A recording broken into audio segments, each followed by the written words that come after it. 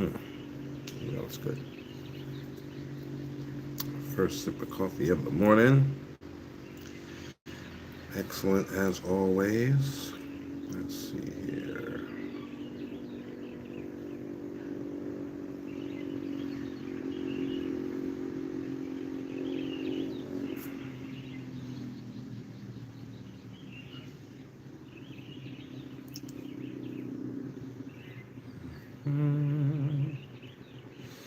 See, Facebook is having its little issues.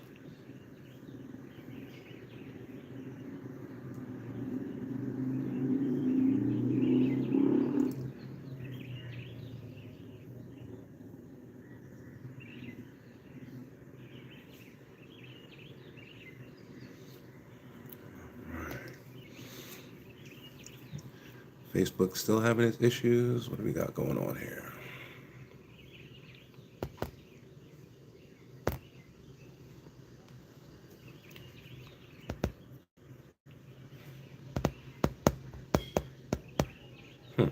All right, YouTube, you're okay? I don't know what's up with Facebook.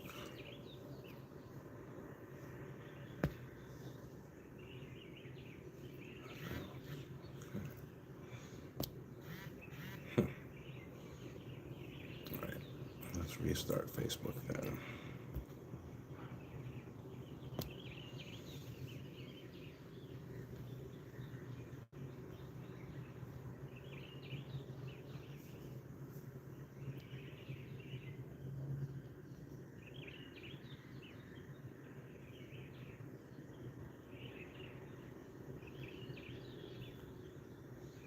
Facebook is really acting up.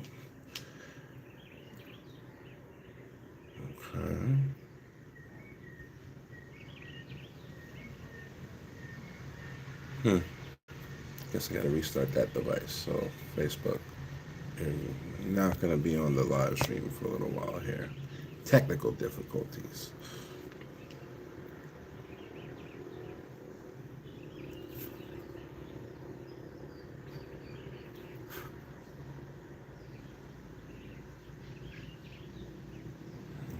All right.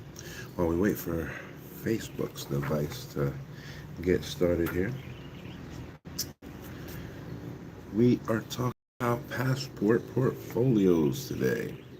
Rarely do we do a passport portfolio by itself, by the way. It's normally an add-on to a generational wealth plan because it's difficult to price as a standalone because it takes so many years to do.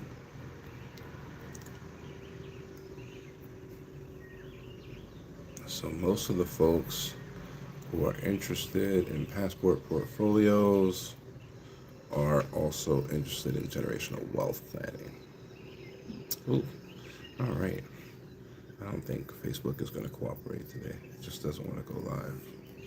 So I guess you Facebookers are kicked out of the live stream for today. Don't know what to tell you there. It's weird. All right, it is what it is. I can't fix it right now. So let me take that device and just put it somewhere else since it ain't doing nothing. Or maybe I can just use it to actually look up look up data during the live stream. So we'll keep it close. All right, so that's that. Sorry, Facebook. Today we'll have our social media manager you today. I'm sure you'll come looking for YouTube and TikTok or Instagram when you don't see the Facebook Live going.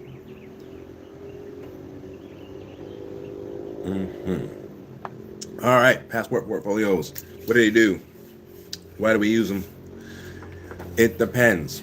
Like most everything else, it depends on what you're trying to do as to why and how you implement the passport portfolio, right?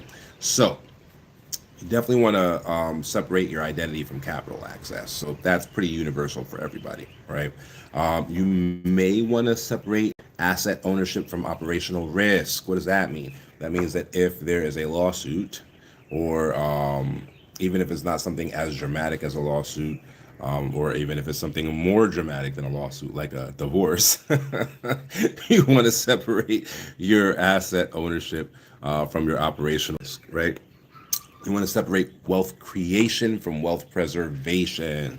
That is essentially the unifying factor of all irrevocable trusts, right? Not all trusts, but all irrevocable trusts. The unifying form factor in them, and I can't think of an exception at the moment, is to separate wealth creation from wealth preservation. Okay, so anyone who's using a trust to create wealth is probably doing the wrong thing. There are a couple exceptions to that, but is probably doing the wrong thing. The trust should be used to preserve wealth.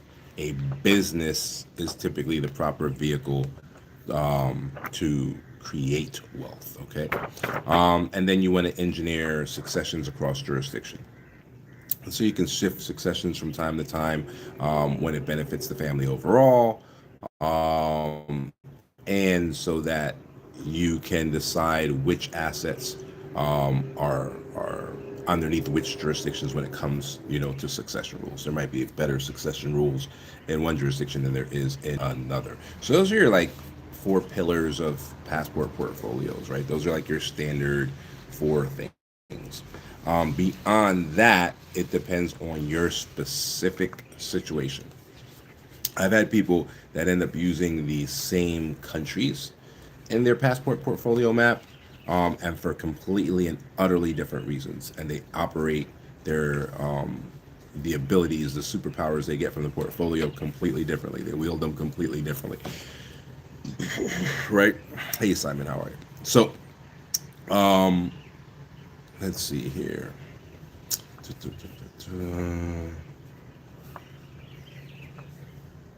Actually, let me show you one client's map. Can I do that without exposing a client here? Let me see.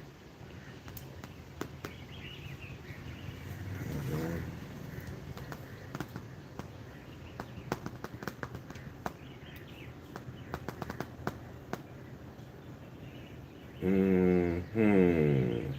Yes. Okay. It can be done. All right. So this particular client, her primary citizenship was a United States citizenship. All right. So advantages to U.S. citizenship is you have access to the U.S. capital markets, probably your primary advantage. Premium banking relationships, you might not feel like your banking relationships are all that premium if you're in the US, but they are.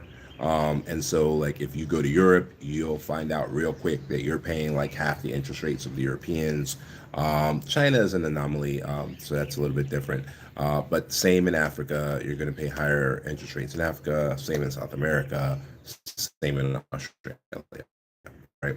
So overall, you're doing pretty good with your banking relationships in the U.S.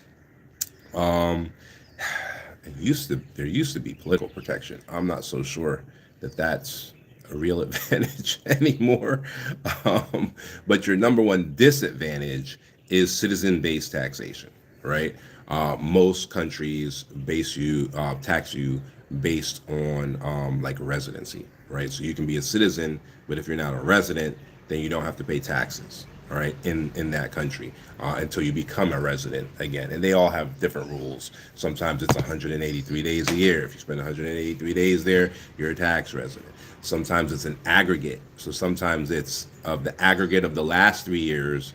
If you spend an average of 120 days per year, all 3 years, or the average of all 3 years be 120 days per year, then you're a tax resident, right? So sometimes it's more complicated, sometimes it's less complicated. But most countries, all but three in the world, tax you based on residency, typically. Sometimes there might be a caveat about like where work is done. So you might get taxed based on where work is done. But for the most part, it's residency based, not citizenship based, right? So the United States of America, North Korea, and Eritrea are the only countries that tax based on citizenship. So that's a negative to that first passport of hers, the U.S. citizen passport. All right. Let's see. Okay. Okay. So she had a grandparent that was Ghanaian. Okay, so her parents were American on both sides. She's American. And then one of her grandparents, I can't see what side it is, one of her four grandparents was Ghanaian. Okay, so Citizenship Act of 2000, there's a grandparent clause, okay, that allowed her to gain Ghanaian citizenship. So that was her first passport in her passport portfolio. If you have a bloodline connection to anything, that will always be your first passport, because typically it takes less than a year to get if there's a bloodline connection. Because any of those places that have those bloodline clauses, typically the law says that you're already a citizen. The paperwork that you put up is just to prove it, right? To get the passport and prove it, right? But typically, all of those bloodline things say you are already a citizen and were a citizen at birth because of this thing, right? Not every country with a bloodline clause will recognize a grandparent, though. So she got lucky with a Ghanaian grandparent. And so it was just the passport that she qualified for right off the bat. Like, we don't necessarily care if there's a strategic value to that passport, as long as that passport doesn't force you to give up any other passports. Then that'll be your first one, because it'll allow you to kind of go through the process and see how it works, but in a very rapid, pace, because of the way that those bloodline passports are typically set up, right? Just so happened, though, that she got some diaspora positioning as an additional value of it being a Ghana passport. She has improved deal flow to tier 2 African markets, especially on the west side. And there was a cultural integration that was a personal kind of pro for her to reconnect with her grandparents' legacy and so on and so forth. All right, so that was the Gimme Passport, as we call it, right? So anytime we find one that's a bloodline situation, that's your gimme, right? you qualify for that because you have a birth certificate, and you have your parents' birth certificate and your grandparents' birth certificate, etc. Which are things that we can find if you don't physically have them. They're not difficult to find because we have your information and you're the starting point. So finding those things is not difficult. All right. So at this point, she has a U.S. passport and a Ghanaian passport. She has dual citizenship there. Ghana's not crazy. It doesn't tell people to give up their other passports and all that stuff. All right.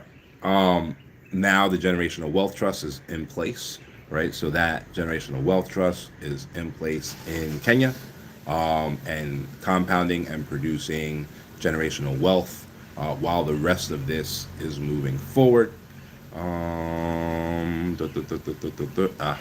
So for her particular portfolio, our next step with her was Vanuatu citizenship. All right. So we did Vanuatu citizenship. Vanuatu is a great jurisdiction because it is fast, right? So it's fast. There's a 0% personal income tax. So if that becomes your residency base, if you're in Vanuatu, most of the time, there's a 0% personal income tax. There's a 0% wealth and inheritance tax, right? So your trust is doing what it's doing, and it's compounding, it's creating generational wealth. But the things that are creating your wealth portfolios, personally, right, not as a family, are things that you will probably own independently. And then you'll try to get some of that equity over into the trust just to protect it or whatever. But there are things that you're going to own independently originally. So the businesses that you own, those kinds of positions. There might even be accounts that the trust can't own, right? So a lot of times those are things like certain life insurance policies the trust might not be, an international trust might not be able to own, certain retirement products and stuff like that, that an international trust might not be able to own, and things of that nature. So that's going to be part of like your inheritance, right? And so depending on where you're based, depending on where your nexus is, if it's Vanuatu, then there's automatically a zero wealth and zero inheritance, right? So depending on what kind of person you are, what you got going on, that might not matter to you if you have no wealth, right? So it mattered to her. And she was one of the people who were like considering a renouncing of the U.S. Citizenship. Not a lot of our clients do that, but in her specific circumstance, it did actually make sense. So she was considering a renouncement. And then if you're doing a renouncement, then there's we call it a bridging identity. You can utilize a really strong, really flexible passport, like Vanuatu, to bridge that identity off of your U.S. citizenship, where you still have almost as much entrance and freedom in travel with this secondary passport, right? Vanuatu again is good because it's quick, right? So we can do that quickly. Whereas there are other passports like Japan. Japan gives you the same kind of thing, but it's not fast, right?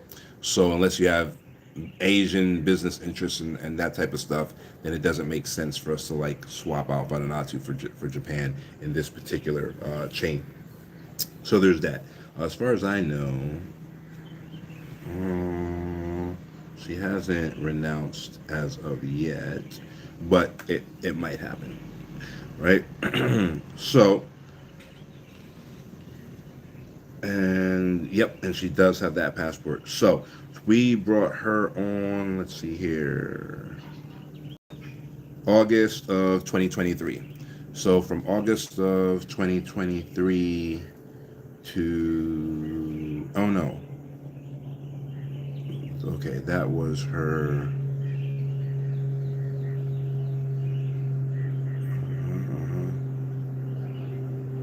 Oh, she did a discovery call. We don't have discovery calls anymore. So she did a discovery call in August, came back and actually did her her initial consultation in December. So she onboarded in January of 2024. All right, so she onboarded in January of 2024. And so now what? We're January of 2026. So about 2 years later, she had two more passports. So she started in January 2024. Ghanaian passport hit. Then about 4 months later, Vanuatu passport hit. The Kenyan Family Trust, or the Generational Wealth Trust, has been compounding for a year and a half. So there's estate continuity. There's perpetual ownership of the Kenyan trust. The governance structure is solid. She's using, let's see, yeah, she's using our trustee company. So it's a non-grantor trust under American rules. So yeah, the trust is also set up to manage the investments. So she has investment execution built into it. There's African bonds already in it. There's real estate. So she did an investment estate, right? An estate trust, or a trust estate. There's private equity in it. We have liability ring fencing around it. Let's see what else we got going on over there. There's a double taxation agreement between Kenya and Seychelles that helps reduce withholding on dividend flows. And there's segmentation between the trust and the IBC. So she also has a Seychelles IBC. So she's avoiding Tier 1 Western banking for the Seychelles IBC. And we clear in Mauritius. So we have a clearinghouse in Mauritius that handles all of that. So she's crushing it. So the only part of her strategy that's not done yet, and probably won't be done for anywhere between 15 to 30 years, is her family office dynasty play, which she's set up to do in Singapore. Right, so she's set up to use what's called a 130 tax incentive scheme. So the 130 tax incentive scheme is amazing, but in order to really take the best advantage of it, eventually your director is going to be a Singaporean citizen, right? And so, in order to do that efficiently, you got to choose a female member of the family who's going to give up all their other citizenships and get Seychelles citizenship. And then they're going to be in charge of the family office. So, nothing wrong with that.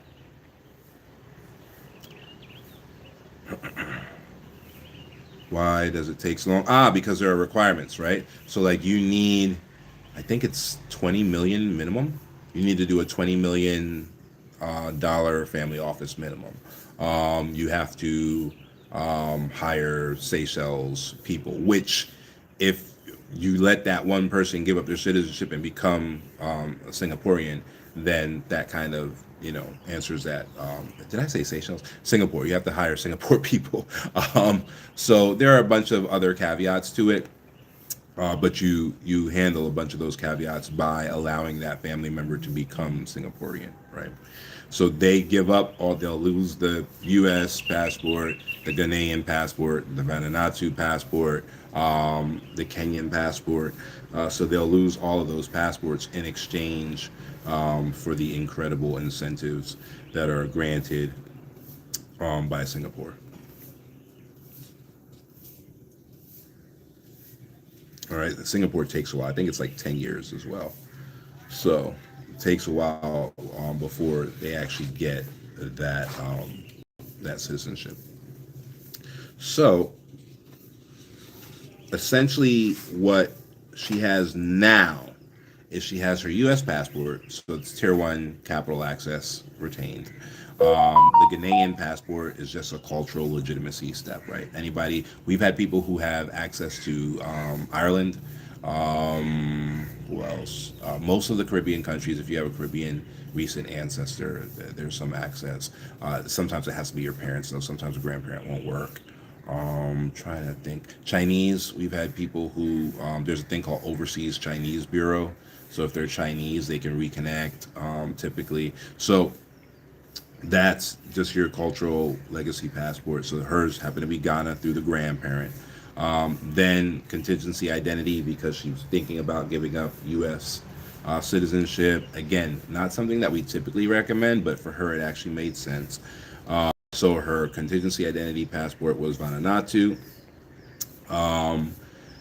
She is the perpetual beneficiary of her generational wealth trust. So she's actually a beneficiary of that trust. So she's first generation under that trust, and then her income generating engine or her investment engine was the Seychelles IBC, and the Seychelles IBC is owned by the trust. Seychelles IBC has a 0% corporate tax rate. All right, so that's important. And then as she becomes a tax resident of Vanuatu, Vanuatu has a 0% tax rate individually. Now, again, as an American, she still has the American thing hanging over her head. But Americans have something called federal earned income exclusion. So the first $130,000, and now it's actually more, but the first $130,000 plus of foreign earned income that you make yearly is excluded from your taxes. So it's not a credit, it's not a deduction, it's an exclusion, right? So it wipes out that amount of income for tax purposes. It makes it non-taxable income. Now, you still got to do a file. You still got to file, and then you might still have like an F bar that you have to do, or a FinCEN, or all the other BS. Um, and the only thing that has not been finished in her portfolio is the Singapore family office, right? So that's all she's waiting on, is to get her wealth up high enough, which is just a matter of time, right? The stuff that's going on in the family generational wealth trust is compounding every day, and so it's just a matter of that to compound up to the amount of wealth that she wants, or the amount of wealth that's required for the Singapore family office. under the incentive scheme, right? She can open a family office right now, but she won't get the tax benefits. She won't get the incentives, you know, and so it wouldn't necessarily be worth it if she was going to just open it now. Then she could essentially just open it anywhere, right? Which is typically what happens first. So what'll end up happening is she'll probably have like a Seychelles family office or a Mauritius family office, and the family office will act as that clearinghouse, right? So Seychelles is like a tier two uh, uh, it's like a tier two banking structure, right? So depending on where you're doing the majority of your stuff, it's easier to bank through Mauritius. So, but if you want to make sure that you're taking advantage of the 0% corporate tax rate, then you can have your IBC in Seychelles, and the IBC is designed to not operate in the country, right? So you have your IBC there, you're not doing any business there, and then the IBC would own the family office, and the family office would be in Mauritius, which gives you tier one banking access. So, your family office would be in Mauritius, would still enjoy a fairly low tax rate. It's like 1.5%, right? So it's not zero, but it's not particularly high. And then you go from there. So your family office would be what's called a GBC, a Mauritius GBC, which is what would give you that 1.5 or whatever it is. Don't quote me on the 1.5, but in that neighborhood tax rate. And so you'd basically be paying no taxes on the family office. You really be paying no taxes on your international business corporation, which would be in the Seychelles, which would be how you're making the money that's going into the family office, right? And then your trust owns that company. So your legacy heirs are able to work in that company. You're able to intern in that company. So you're able to really set up how money flows through the family and have a real strong foundation and push forward from there. You want to what? You want to? Maybe I can show it to you. Actually, I was about to say, what are you talking about? But actually, maybe I can show it to you. Let me check here. Jesus, I think the flies are being crazy today. Let's see. Oh yeah, there we go. There you go. All right, there you go. So, tier one capital access, right? Um, on the USA, so that's phase one, identity and heritage. Phase two. Now this might not be her per se, but this is a pretty decent breakdown of how it works. Since you wanted to see it, sorry, other live streams.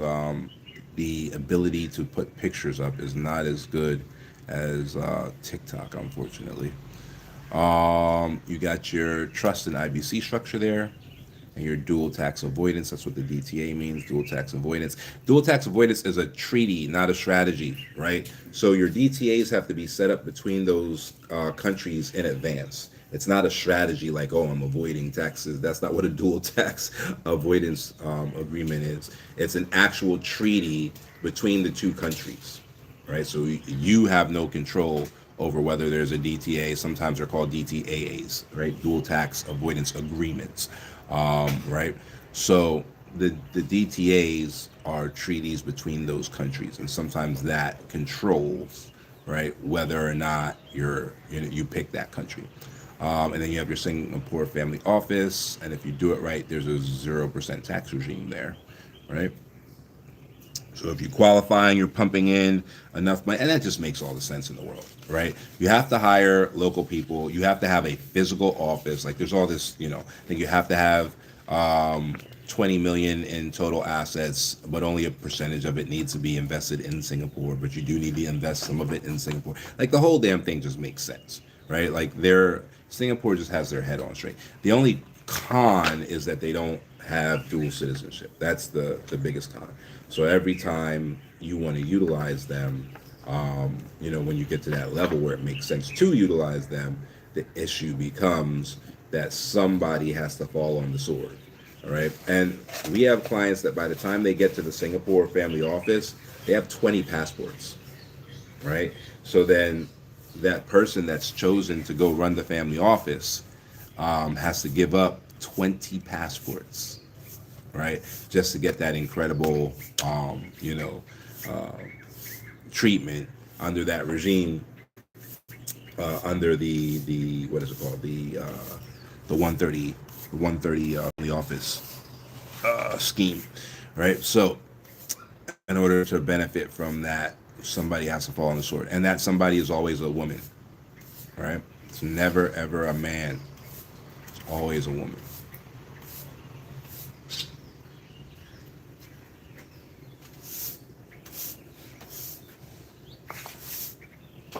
Why is it? Oh, it's always a woman because there's compulsory military service in Singapore. So because there's compulsory military service, it does not make sense for you to give one of your sons to Singapore because for the time that they're in the military, which I think it might be as low as 2 years, but for the time that they're in the military, your family office isn't operating, right? So that it essentially shuts down your family office for 2 years. That's not an ideal situation. Women do not have to serve. So it's always a woman so that you can maintain operations of your family office.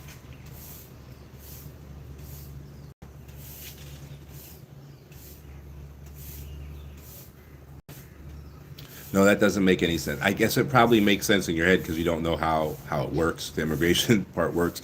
But you can't just be like, oh, we're just going to delay the opening of the family office for 2 years because in order to qualify for the citizenship, you have to be there for 10 years. So the family office is already open. You just don't have all the benefits because you don't have a citizen running it yet, right?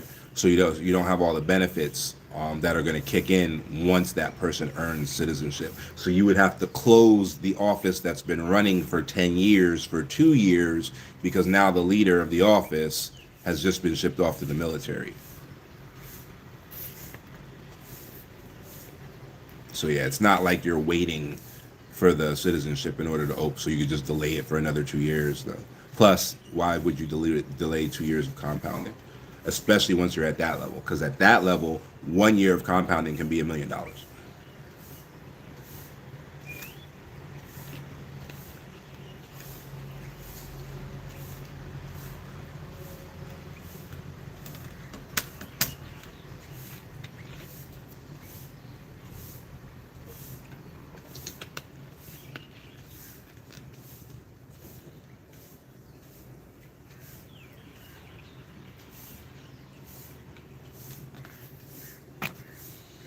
There's no average because the amount of passports you're going to have is going to be based on it's going to be based on whatever your goals are, right? So you may be able to achieve your goals in 3 passports. You might need 6, so there's no like average amount of passports, in a passport portfolio because there's no standard portfolio. They're all customized.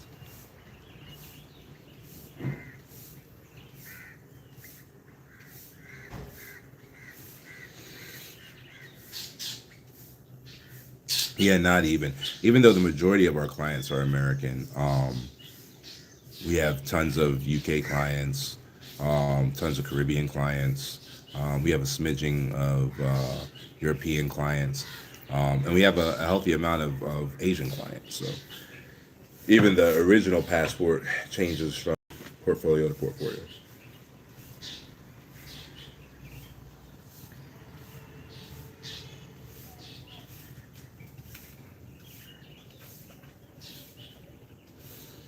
Yeah, tax wise, the U.S. passport's easily the worst. Yeah,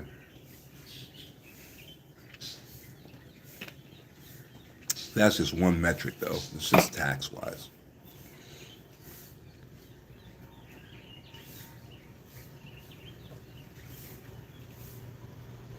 Like tier one banking facilitation wise, it might be the best. So it's just one metric. Depends on how you're looking at it, what you want out of it. But the tax thing is a pain in the ass.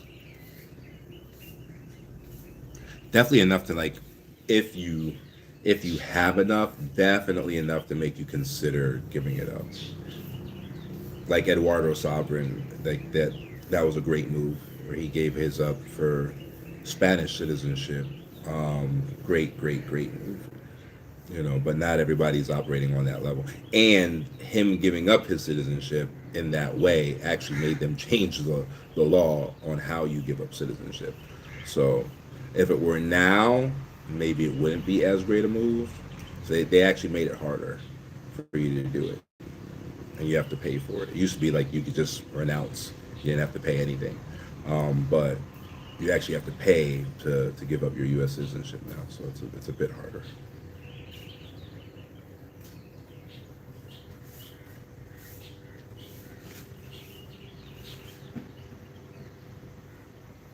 Yeah, again, we typically don't recommend it, typically, but there are some people where it does make a lot of sense.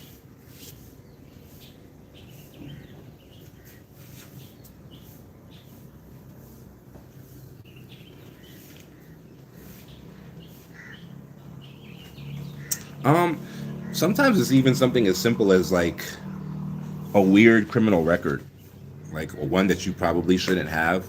Like we've had people pop up, they have felonies, and then they have letters from the district attorney's office saying that it was a compulsory charge, but that the person actually didn't do anything, right? So like perfect example actually. There was a guy who wanted to relocate, had this felony on his record. We ended up having to like go to immigration and like really really fight for him to get him going. But he had this what was it? It wasn't like a it wasn't like a great charge, but it was close, right? It was something similar, right? But the district attorney had this like 5 6 page letter that she signed and sealed and all of that stuff and added to his file. And that was the basis of our whole argument, because what had happened to this guy was there was like a young lady pretending who had the same name as a CEO of a local company, pretending to like be her, being picked up like at her house, like out front, right? Because obviously there's gates to get into this big CEO's house, so she'd like wait out front, right? And all of that stuff. Look the age, sounded the age, all of that stuff. And the apparently the police investigation indicated that like she was doing this on purpose. But the statute that was on the books in that state, and I want to say it was Pittsburgh, Pennsylvania. So I want to say it's Pennsylvania state law. But the statute essentially said there was no excuse, period, even if you're entrapped, even if you're whatever, like you're guilty, right? Very specific. I'm trying to even remember what that's called. But the very specific type of law, because typically you have scienter in law, which means that like you have to have a like a guilty mind. You have to think it through and whatever, right? Premeditation, essentially, right? But in this particular rule, premeditation was not part of the ranking, right? So now this person has this like crazy looking charge, but the person who charged them is like, listen, we had to charge them because the law didn't give us any excuse. However, they're the victim. So there's this huge, there's this huge briefing from the district attorney's office saying like, yes, they have a record, but they shouldn't have had a record. Here are the facts of the case. Here's why they have a record, because we didn't have any legal discretion over whether or not they needed to be charged. But the true criminal is, the other person. And so for them, that thing just kept getting in their way. And so they ended up just giving it up. They just gave up U.S. citizenship, which removes them, from most U.S. background checks. It's expensive, right? So if you're, a French citizen, to then go run a U.S. federal background check and all of that stuff is just expensive. So it just normally doesn't happen. And so in that situation, for that particular party, it made all the sense in the world for them to just say F it and give it up. And I think there was even something where like they couldn't get it expunged because it was technically like a child crime thing. It was a freaking mess, right? And I think once that girl turned 18, I think she actually was arrested because she kept doing it because she kept getting away with it while she was younger and kept getting other people in trouble and her never be getting put in trouble because of the way the laws were written. So eventually she was arrested, but that didn't help this dude out. And because of the type of, the category of crime or whatever, it wasn't expungible. So it just made more sense for him to just expunge himself from the country.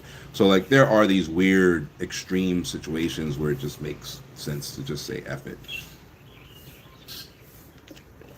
and go live your life somewhere else.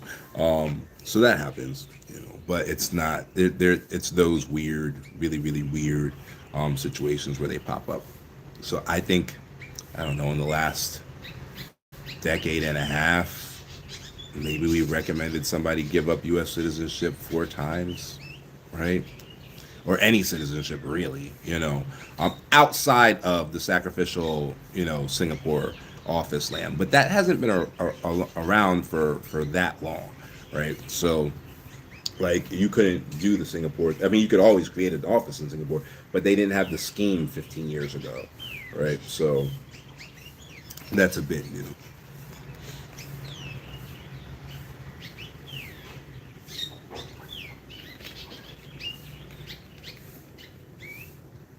I don't think so. I don't think so. When you craft a program properly, when you craft a program well, you don't really have to worry about it going away, right? Because the Singapore program, let me see here. Let me let me go ahead and get you the breakdown. Let me log back into the file. I'm sure I got the breakdown in there.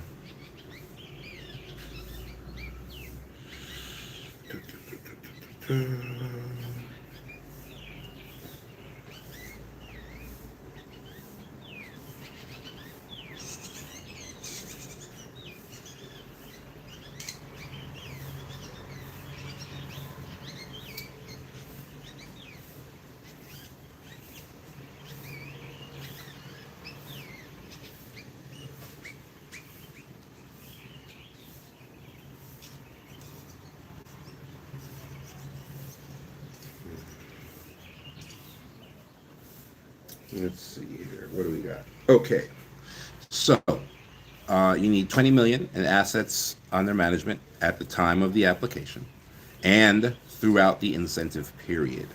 Okay, um, you need at least two investment professionals, and one has to be a non-family member, right? So you have the person who runs your family office, who is a family member, and they run the show. They're like the CEO, and then you have another person who is just a licensed broker or whatever.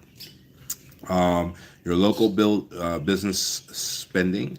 You have a tiered requirement based on your assets under management, right? So the minimum is 200,000 Singaporean dollars annually, all right? You have a local investment requirement of just 10% of your AUM, or $10 million, whichever is lower, right? So if you have a crazy AUM, then you can just do $10 million. It's okay. Must be invested in local Singapore-based investments, right?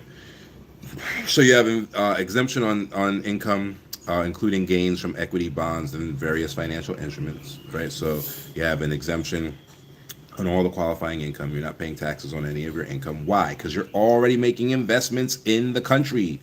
You're already hiring Singaporeans. You're already doing 10% or 10 million of all your assets under management in Singapore-based investments, right? So they're not taking too many bites of the apple. You have a tax exemption on dividends. You have a tax exemption on interest. You have a tax exemption on capital gains, derived from those designated investments. So you're good on that. The incentive applies to funds that are managed by Singapore-based licensed or exempt manager, right? That's why you get somebody with Singapore citizenship, right? You make one of your people a Singaporean. And so, those are your high level overviews of the benefits of the family office being there. So essentially, you have an investment engine that's out there making investments on behalf of your generational wealth all over the world, but based in Singapore, and you literally pay no taxes on any of it, right? So in like your most friendly jurisdiction, you're saving 28%, right? And in some of your more unfriendly jurisdictions, you're saving 50%, right? So it's definitely worth it. Um, and they get enough, right? Like if each one of those family offices is putting in at some point, it's going to be a minimum of $10 million, per year, into the local investment market, and um, they're also spending locally, right? So there's two. They have to make $10 million in local investments, right? So of their assets under management, either 10% or 10 million Singaporean dollars, whichever is lower, has to be invested local in local Singapore-based investments. But beyond that, you got to spend 200,000 Singapore dollars a year locally, right? So you're hiring local people, you're maybe paying local rent, because you do have to have a physical office and all of that stuff, right? Um, so they're getting both of those bites at the apple. So they don't have to keep digging and digging and digging in taxes because they have a set amount of money that's guaranteed to come in order for, these folks to even maintain those benefits, right? Which is an incredibly just smart way to freaking do it, right? So my concern that that program will go away is nil. I don't have a concern about that because they're benefiting and you're benefiting. The programs that go away are the programs where one side isn't benefiting. Even if it's like the government is incredibly benefiting, if it chases business away and it chases investors away, the program's going to go away, right? So, which is what the UK is dealing with now, right? So, if it's benefiting both parties like that, there's not a chance in hell it's going anywhere because the investors will fight to keep it and the country will fight to keep it. It's guaranteed income for the country, it's guaranteed income for the investors, right? So it's a win-win. If you create a win-win situation, you don't have to worry about it going anywhere.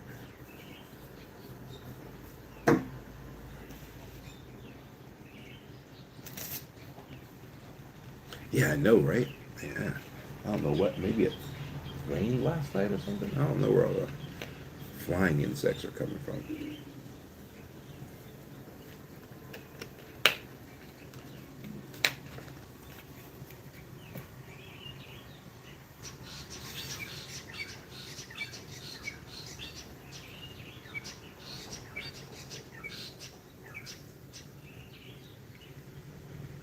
What were the? Oh yeah, yeah. So it's all right. So it is it's a million Singapore, a 20 million minimum Singapore dollars at the time of the application and throughout the incentive period, right? And then from there, you got to have at least two investment professionals, all right? And one of them has to be a non-family member, okay?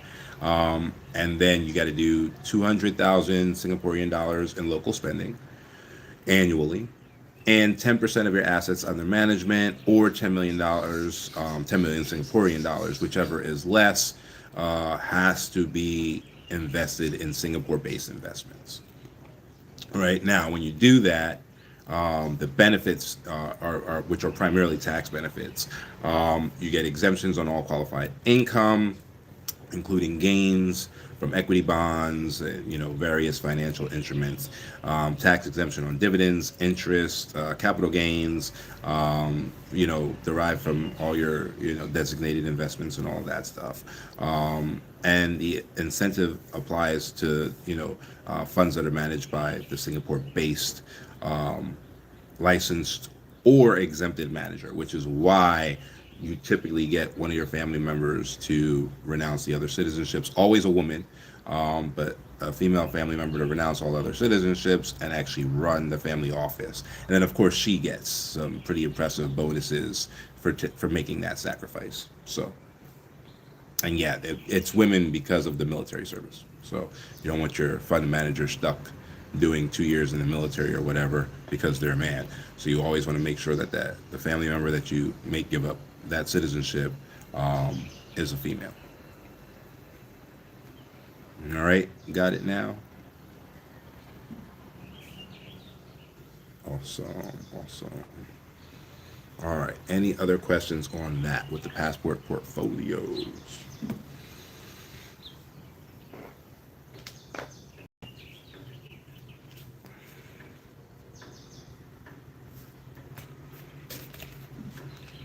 You start with the one that you have that you may not know you have. All right. Now, not everybody has one, but you start with like the client that we were talking about earlier, going through her file. She had a Ghanaian grandparent. Not every bloodline country has reach all the way back to grandparents, so she got lucky. But she had a Ghanaian grandparent, so she got a Ghanaian passport first.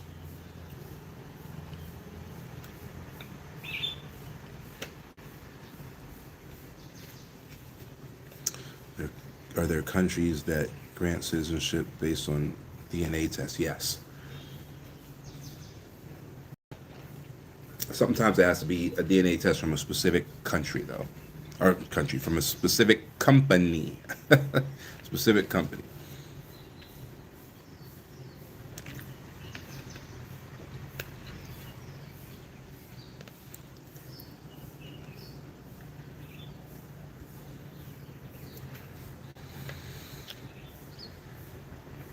Can you can you sometimes can you become the president in the country that you get the passport?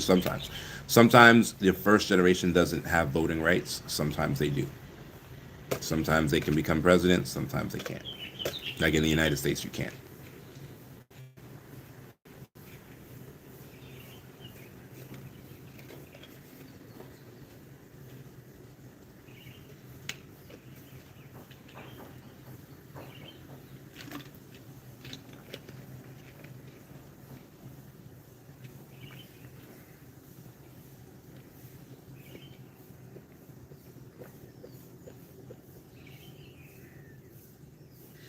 Mm-mm-mm. Why would I want another passport if I already have a U.S. passport? Yeah, because maybe you don't actually. Actually, that's the answer. Maybe you shouldn't. If you don't see a reason to, if you don't see a benefit in it, then don't worry about it. The people who need it know exactly why they need it.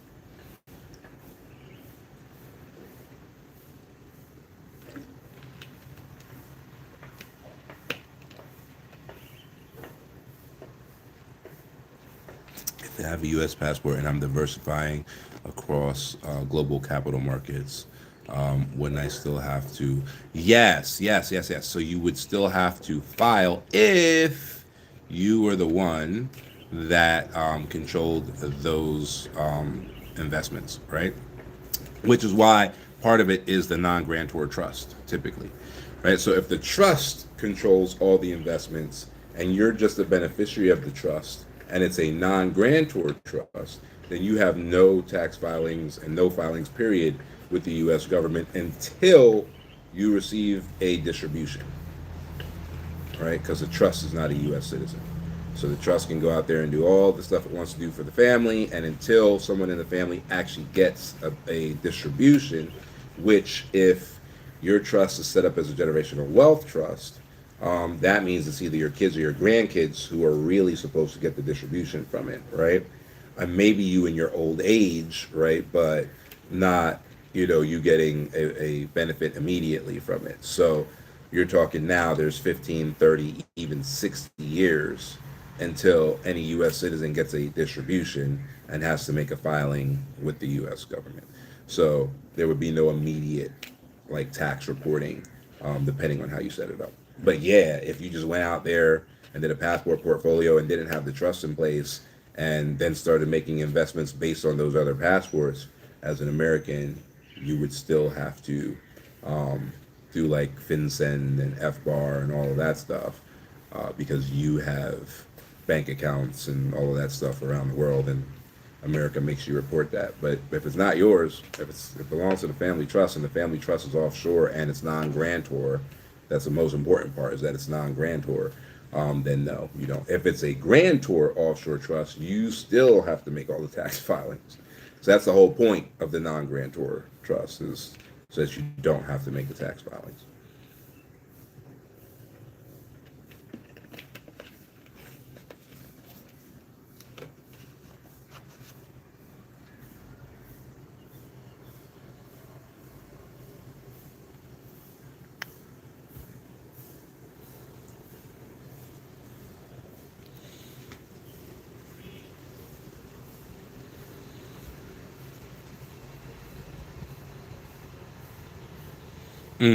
So the difference between grantor and non-grantor is basically who controls the trust, right?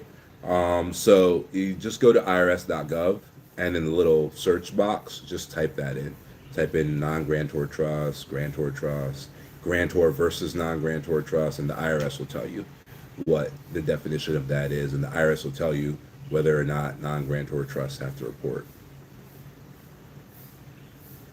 So that'll be where you get your difference breakdown, or just ask like your tax professional or whatever, because some of the difference breakdown actually depends on what you got going on.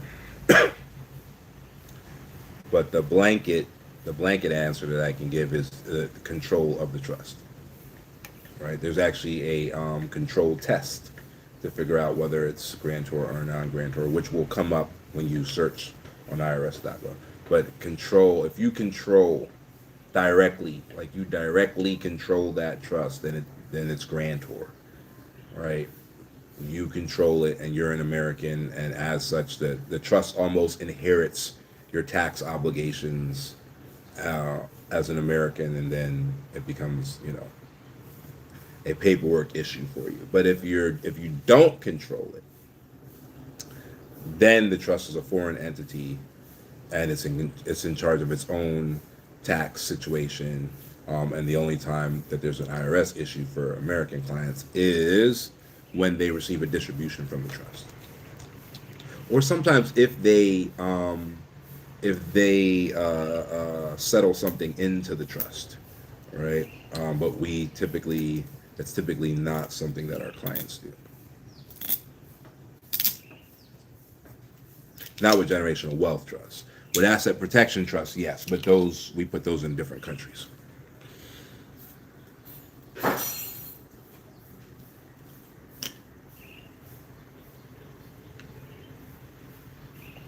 Right, because your passport portfolio is a generational wealth move largely. And I guess it does give you access to other capital markets and all of that, but it's largely a generational wealth move. Because what you're doing is you're setting up the stage for all of your children end up getting those passports, and your spouses sometimes, right? So sometimes it's a benefit that your spouse gets as well.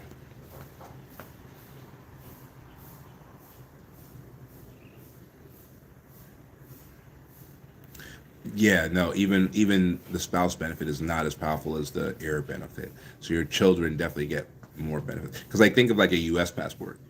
You don't have to be born in the U.S. to be a U.S. citizen at birth, right? You just have to have a U.S. parent to transmit U.S. citizenship to you. And then yes, you can be president even if you were born somewhere else, as long as you were a U.S. citizen at birth, right? I know there's all the urban legends out there, but it is what it is. So that's not true for your spouse. Like you can't be like, oh, my wife is related to me, so I'm transmitting my citizenship. Like, no, you have to file for a foreign family member, and it takes like 7 years. Right? They have to go through like a green card process and all this whole nonsense.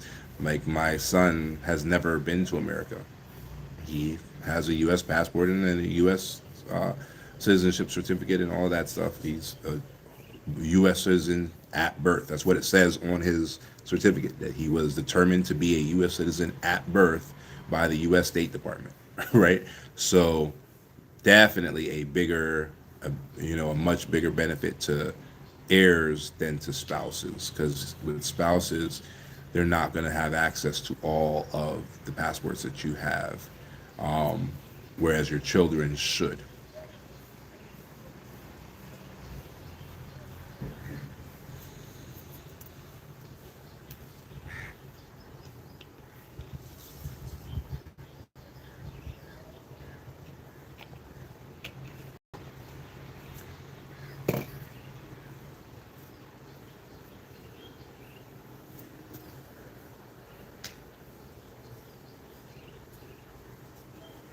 Hmm.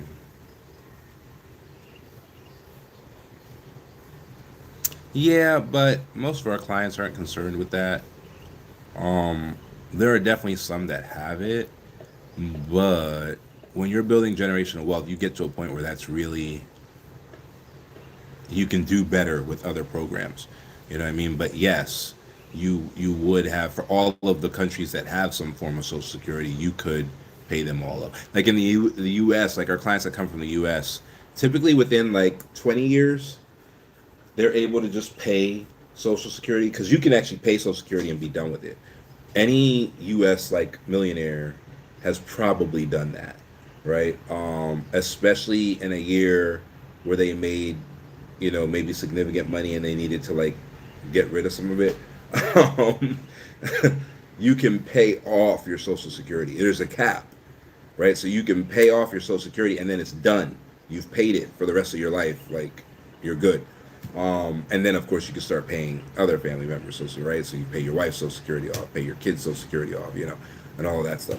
So like, yeah, it's there, but you get to a point where it's like social security is compared to what you could be doing. So the other options you have for compounding, wealth, outshine social security so dramatically that it just doesn't matter anymore.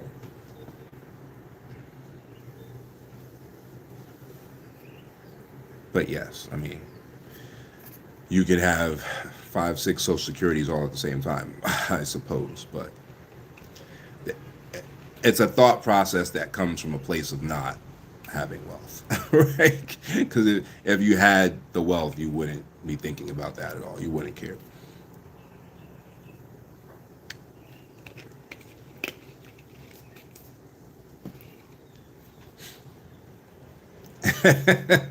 Yeah, just a little bit. Yeah, just a little bit. You expose yourself just a bit there.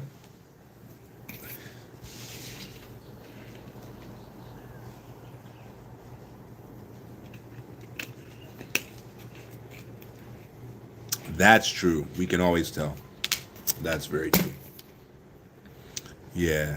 If you come from substance, then someone else from substance can tell based on what you're thinking about. So that's why when it comes to like a lot of the weirdness on the internet, it's kind of like, what did they just say? And he said he's a what?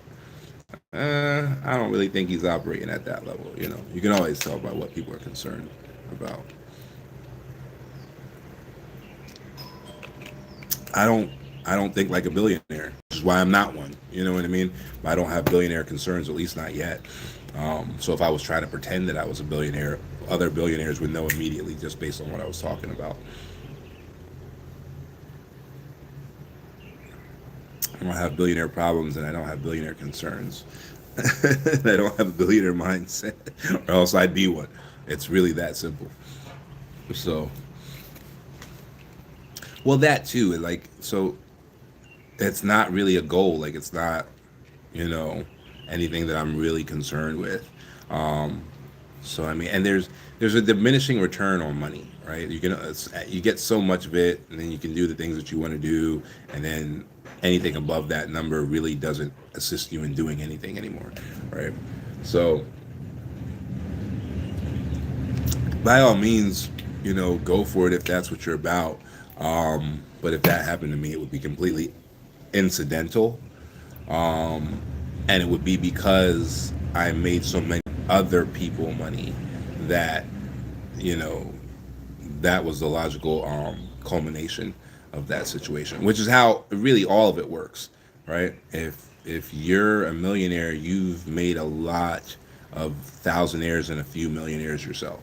If you're a billionaire, you made a shit ton of millionaires. Like none of that stuff happens by itself in an island. You got to make other people a lot of money in order for you to start concentrating money like that.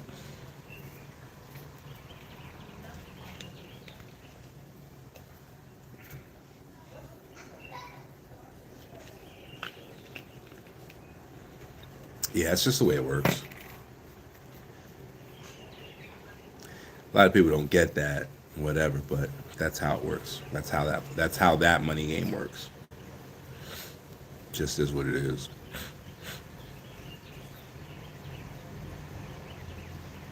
If there's another way, no one's found it yet. Like no one in the history of money has done it a different way. So there might be another way, but no one's found that way. Maybe you'll be the first one to go for it.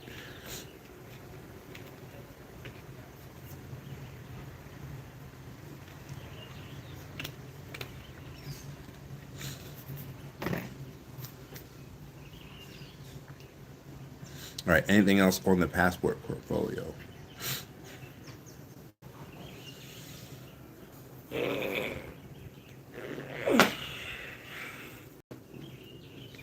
Anything else on the passport portfolio? Are we good with all of that? All right. Any other questions?